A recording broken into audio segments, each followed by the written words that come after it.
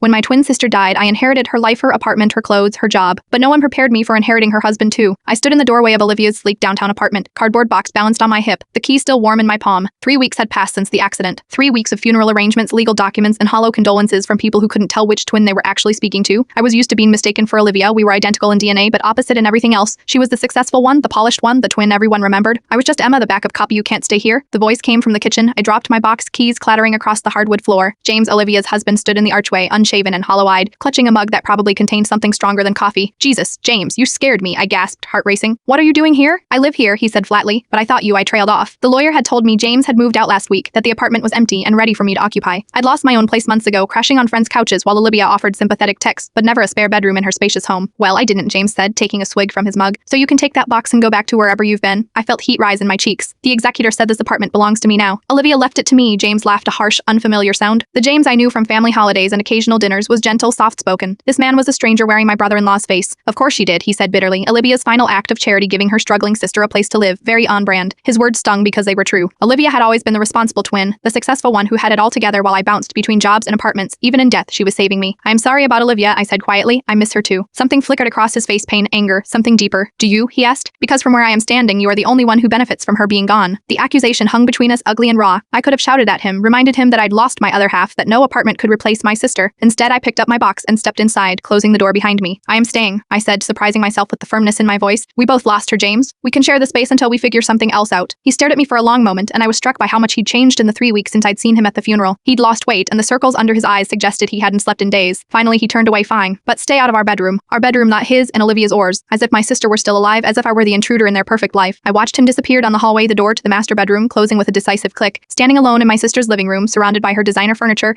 and carefully curdy art, I felt like an imposter. Photos of Olivia and James lined the shelves, skiing in Aspen, sailing in Greece, always smiling, always perfect. There wasn't a single photo of me, not even from our childhood when people could still tell us apart. I set my box down on Olivia's pristine white couch and pulled out the one thing I couldn't leave behind, a faded, creased photo of us at 16, arms around each other, identical grins beneath different hairstyles. Back when we were still sisters instead of rivals. Before Olivia became the sun and I became the shadow. I didn't ask for this, I whispered to her image. I didn't ask for your life, but as I looked around at the beautiful apartment that was now mine, the apartment I could never have afforded on my own, a small, treacherous part of me wondered if maybe, just maybe, I could become more than just Emma the disappointment. Maybe in the vacuum Olivia left behind, I could finally find space to grow. I just hadn't expected to share that space with the man she'd left behind. And if he still sees her when he looks at me, what happens when I start seeing him?